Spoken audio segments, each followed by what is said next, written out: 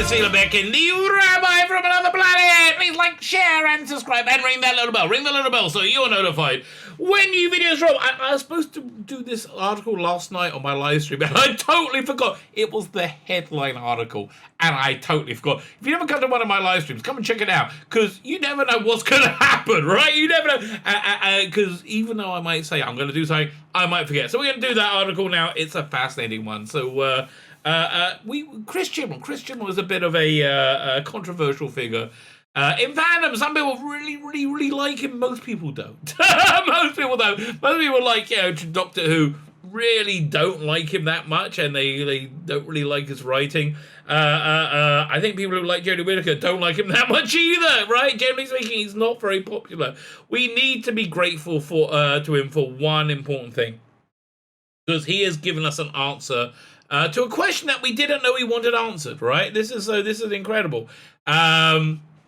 If you ever find yourself walking around in public, springtime, walking around, okay, and then suddenly you just take a massive shit in your pants, like uncontrollable, right? And let's say you're in the middle of the grocery store, wherever, the supermarket, it's like exploding knickers, right? That's gonna happen.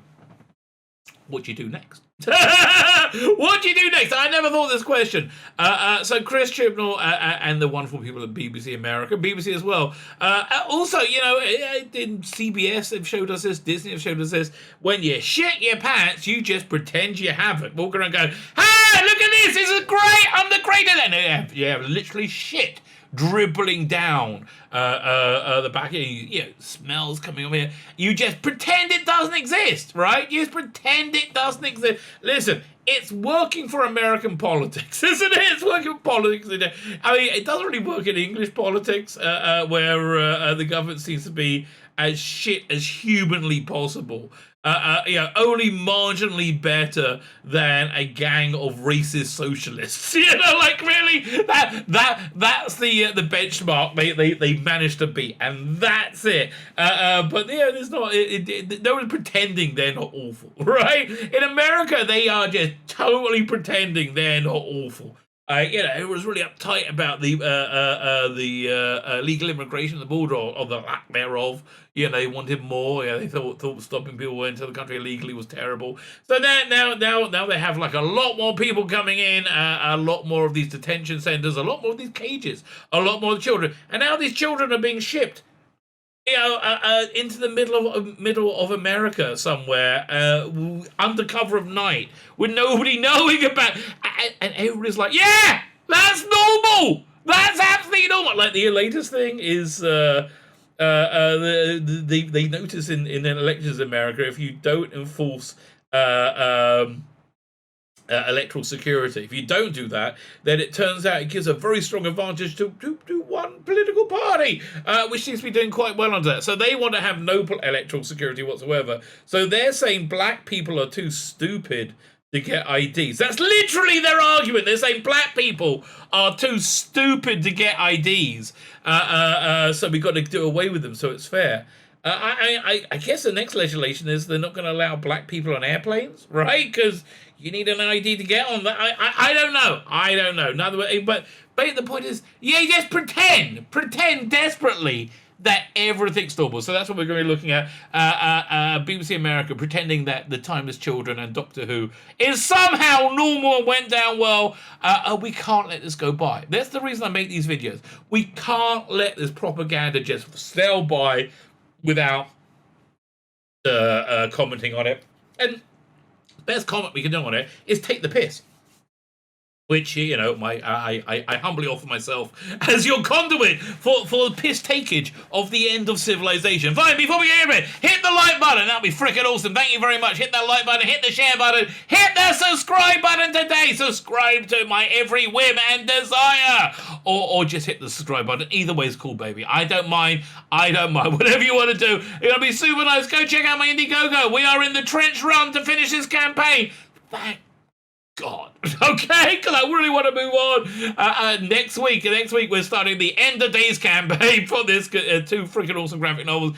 In the video notes, go check it out right now. You got Biblical Bible Source, 80 Traces, Rational Notes, 220 pages long. Freaking awesome! You got The Imperium, a love letter to Telefans in the 1960s. Also, freaking awesome! Now listen, I think I can call myself a professional reviewer. So my opinions on my own work is scientifically accurate. They are indeed freaking awesome. Go buy them today. You get a bunch of extras. You know, I think I'm just going to show you this post though, because really that says everything you need to know about my campaign. We got the lovely Leela and Raquel Welsh from 1 million years BC. We have K9. We have the Time Machine. Why are they together? Why are you asking? Why are you asking? Why don't you just say thank you? Thank you, Rabbi. And you're welcome. Your best way to say thank you. Go buy it today. Go buy it today. We need one more backer, by I think 1 or 2 more backers to make this into a poster. It's a pin-up right now. So thank you very much. Thank you very much. And also, thank you very much to the naughty little scamps over at BBC America. Desperately trying to sell this.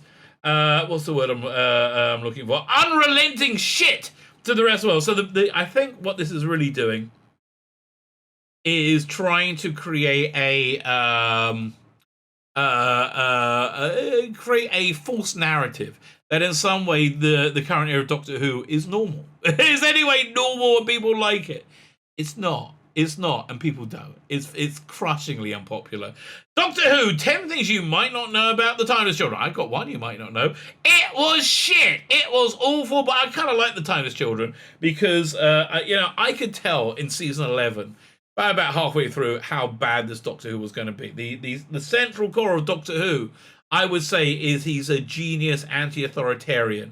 And Jodie Whittaker plays it as a moron conformist. They write her as a conformist. It's the exact opposite of Doctor Who. So that's just what's going on behind, right? It's going on as a motivation for the character. That's why everything she does comes out just so not like Doctor Who, because she's the absolute opposite of Doctor Who.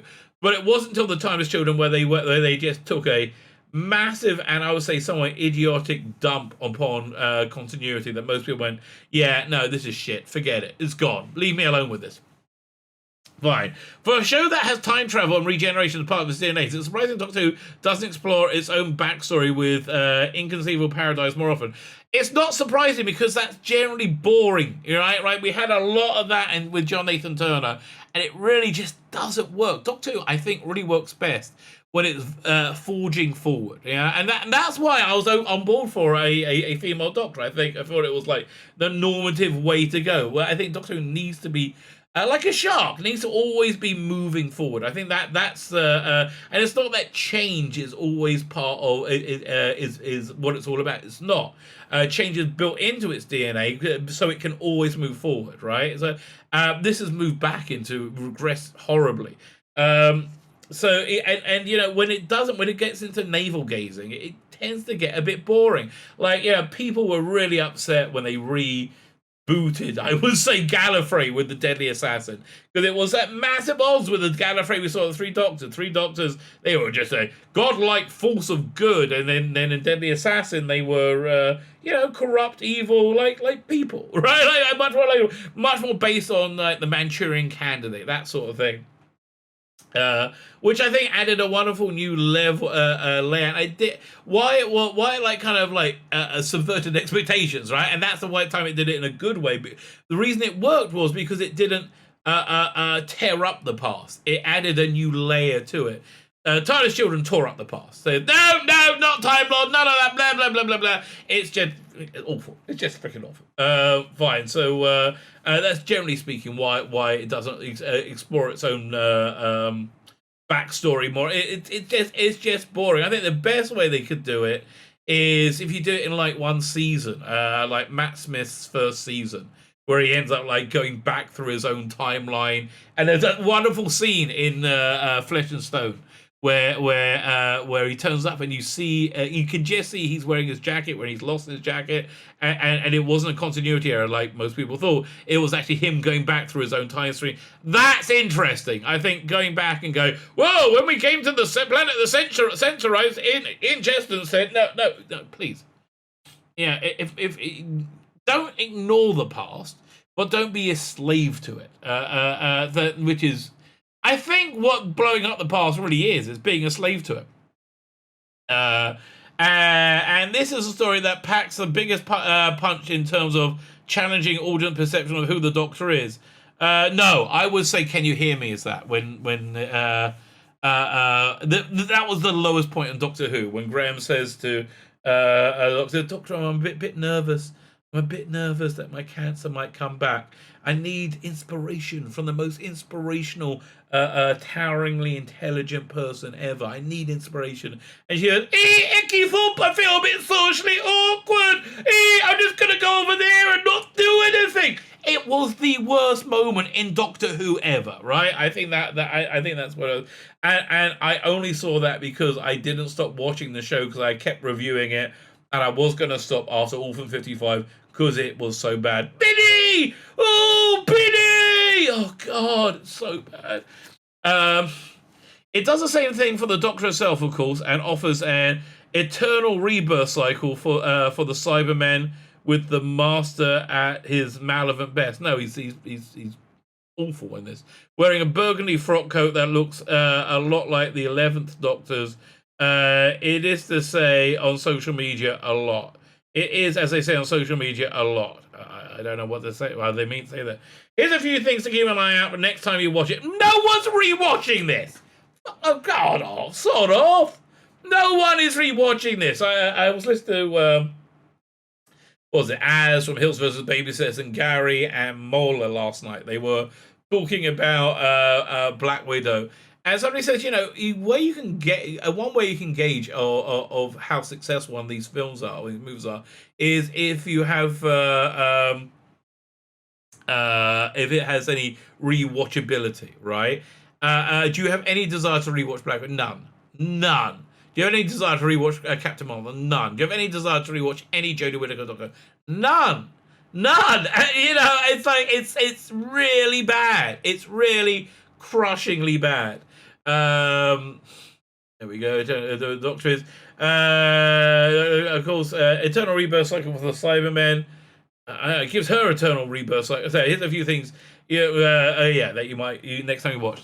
The episode is riddled with deep cut references to Doctor's previous adventures on Gallifrey. Yeah, that actually makes it worse. I would say Star Trek Discovery is at its absolute worst. And it's a very bad show. It's very, very bad, but it's at its absolute worst when it's dealing with Star Trek lore and dealing with it badly. And also Lower Decks. Oh, man, it's coming back. I so want there to be apocalypse, just so I don't have to go through any of this, right? Oh, God, it's so bad. Previous adventure. For example, she rightly points out the last time she fought the Matrix before, as happened. Fought the Matrix? She didn't fight the Matrix. She fought inside the Matrix, as happened when a fourth incarnation had to track down the Master and Deadly Assassin. That story is also the source of the Master referencing assassinating presidents together, and the Panopticon and the seat of the Parliament and Gallifrey, and home to iHarmony. Wait. Are you saying the Deadly Assassin? 1 second. For example, she rightly points out that she has fought the Matrix before. No! She has fought in the Matrix before. Hasn't fought the Matrix? What? Okay, and then Ultimate Foe, the Sixth Doctor had to battle the Matrix while dealing with is this Machinations? That's how you pronounce it? How do you spell it? Machination of the Conniving Valia. The Valia later revealed to be a later incarnation of the Doctor, which does beg the question, are we all going to turn out to be the Doctor eventually? Well, yeah, listen, according to the Timeless Children, we are. If the Doctor is infinite, that means we're all the Doctor. Because, yeah, if there's an infinite, there's nothing else other than that. Right? Because that's infinite. Infinite. It is not finite. So, yeah. Similarly, the Master gets misty-eyed talking about running away from Barusa, a Time Lord who appeared in both Deadly Assassin and eventually came across her in the Fifth Doctor's reunion with his most of his former selves, the Five Doctors. You missed out his appearance in what's it, what the hell's that called? Oh my God, Invasion of Time. Oh, bloody hell. Yeah, okay, that they referenced stuff before. Fine, okay. I mean, listen, you could have got Ian Levine in. Yeah, this is not impressive. None of this is impressive. The story also continues a Doctor Who scripting tradition. Script being a loose term for this garbage, in which the Master is suspiciously well informed about British TV. When he requests an alliance with the Siberian, he claims, "I deserve to be your business partner because I performed well on all tasks." A fairly common cliche spoken in by the contestant of the British version of The Apprentice. I actually missed that.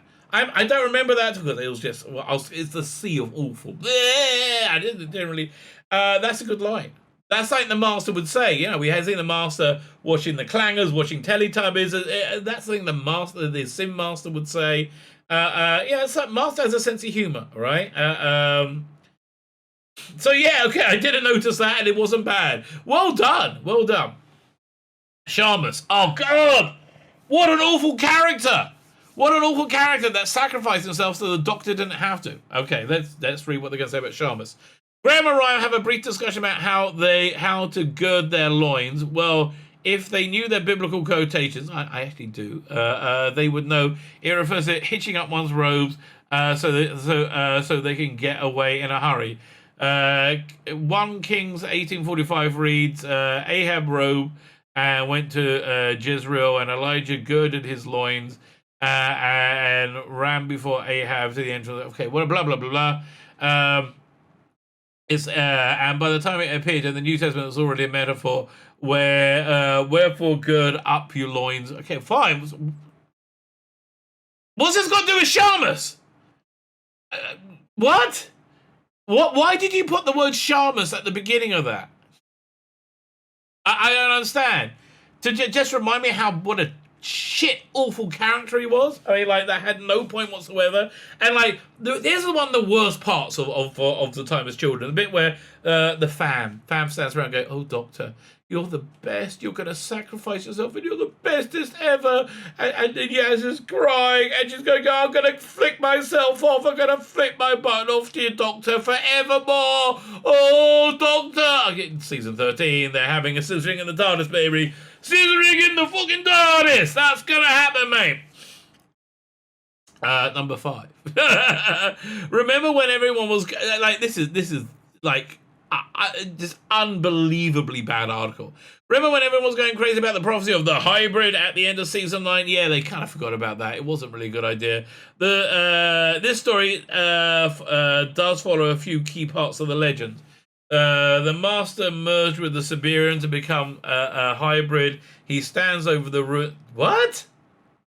Did he? I just remember them giving the Siberian to the lone Cyberman, didn't he? I can't remember. I can't remember because I don't give a shit about this with stuff that isn't Doctor Who. And I give a big shit about Doctor Who. Siberian soon to become a hybrid. He stands over the rules of Gallifrey, unraveling the web of time by finding out the true origins of the Time Lords. He breaks 1 billion hearts, killing the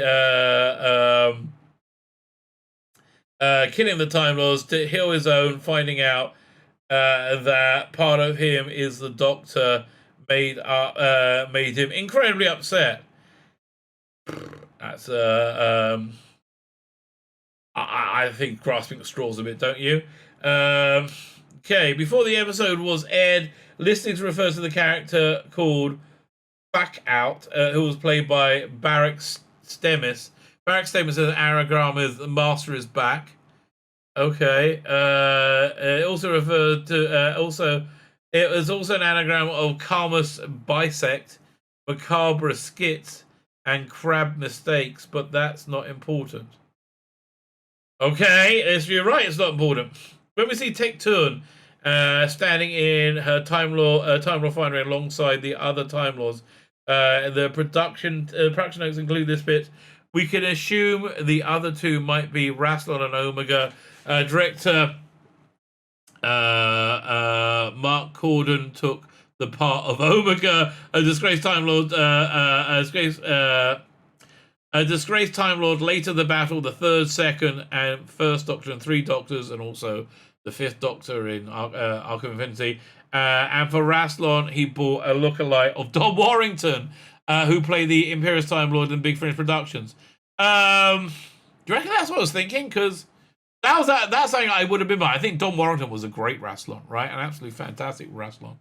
Which one was... I didn't see... I didn't even know any of these ones were Tectoon, but okay.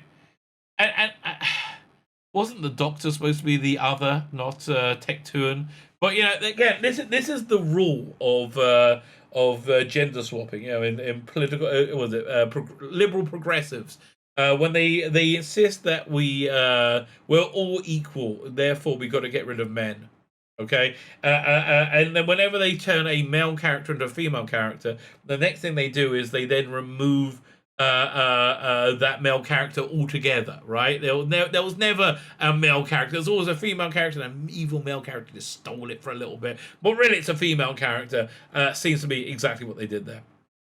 There are at least two direct poetic quotations within the script. The Master crows over the Doctor with a line, "Look upon my works, Doctor, and despair." Okay, that's a quotation torn from Percy Shelley, Ozymandias. "My name is Ozymandias, the King of Kings. Look at my work and despair." Isn't that also from Ecclesiastes? Yeah, I mean, I want to bring that up. Okay, I mean, you did mention the biblical stuff above, but okay. And the Doctor self-conscious returns with the line, "I contain multitudes." This is a quote from the 1855 Walt Whitman poem "Song of Myself," which reads, "Do I contradict myself? Very well, I contradict myself. I am large, I contain multitudes." Yeah, listen, when Paul Cornell wrote this really awful short story, saying with Jodie Whittaker's Doctor releasing daughter of mine from a family of blood, who was trapped in the mirror forever. To be kind. Oh, we gotta be kind. Oh, we don't want to not be kind. So her kindness resulted, I would have thought, in the immediate death of thousands of people as they left this murderous psychopath out into the universe. That doesn't sound strike me as being very, very kind. It strikes me as being very, very stupid. So I have this premise that the Doctors basically go around cleaning up the 13th Doctor's mess, Jodie Whittaker's mess. And so there's a little story with, who is it? The 7th Doctor going to, what's the word? Tidy up the daughter of mine going out and destroying a planet. Okay, fine. 10, this is the biggie. Well, it goes on for a while. So I thought this was 11 things. Is it 10 things or 11 things? 10 things. Well, thank God. This is the biggie. When we see the Doctor overloading the Matrix with their history, which is the stupidest thing ever, right? The stupidest thing ever. The Matrix must contain billions of Time Lords, right? Billions of Time Lords, so billions times 12, right? So you're telling me that, unbeknownst to her, that she has more than 13 regenerated. She has billions upon billions upon billions of lives, right, are her. And so much so she can overload the Matrix. So let's say the Matrix can hold 100 billion people, 100 billion lives. You're telling us that she's got more than that she can use to overload the Matrix. Really? It's really dumb. It's really, really dumb. The history. One of the images in Part File says the Fourth Doctor battling Morbius in the brain of Morbius. Oh, they're gonna go for this. There is another tale of Time Lord versus Time Lord, albeit Frankenstein twist. And the Doctor's past projected onto screen during a mind battle. We see his 3 previous incarnations and some other faces too, and presumably refer to previous Doctors. Thank you for your presumption, moron. It's your presumption. That's not, you're taking that as fact, and it's just your idiotic, and I will say idiotic presumption. It was a kind of cool way to add in some mystery to the Doctor, but it could well be these Morbius's previous lives. Hasn't been explicitly stated, but they said, "Oh, look, it proves it." No, because firstly, it doesn't prove it because they're all white men. And the function of the Timeless Children is to make the Doctor not white and male, right? But secondly, I say this all the time, the explanation I like best is from the Discontinuity Guide that they were fake lives conjured by the Fourth Doctor to win the mind-bending tournament. Makes most sense than anything else. Presumably before the first, this rather neatly unsigned the idea she may have regenerated many times before what she believes at the first incarnation of the Full List. She conjures up all the Doctors, including the War Doctor, the Fugitive Doctor, bleh, the various incarnations of the Timeless Child, bleh, including Brendan. I thought Brendan was a projection. Like, none of this makes any sense. 7 Morbius Doctors, the TARDIS, Rose Tyler, Donna Noble, Clara Oswald. Yeah, listen, this is just member bearers. They thought, member berries! Let's throw member berries in, lots and lots of member berries so we can have member berries, lots of them. People like member berries because they like to member. And people will like that. Yeah, okay, bollocks. Utter bollocks. I mean, that's really what it is. It's utter bollocks. So, Doctor Who, 10 things you might not know about the TARDIS children. I knew most of them. And one thing you don't know, it is shit. I'll tell you something else you don't know. It's not Doctor Who either. It's so bad it decanonized this era. That's how bad it was, you know. And whenever anybody refers to it, it will just hurt that thing. You know, Time Fracture's doing quite badly from what I can tell. What a shock. Who would have seen that coming? Time Fracture doesn't seem to be doing so well. One of the reasons is a major group of demographic that they've alienated are Doctor Who fans. Like you want the fans of your fandom to act as sheepdogs to bring the normies in, and you got at least half of them saying this is bollocks, leave me alone, I'm not interested in it. That's why you have articles like this. The reason for articles like this is so normies can think the current Doctor isn't freaking awful. No, the current Doctor is freaking awful, and it's just lies and disinformation. In other words, it's 2021, baby. 2021. My name is Tzvi Lebetkin, the Rabbi from another planet. Please like, share, and subscribe, and ring the little bell. Ring the little bell so you're notified when new videos drop.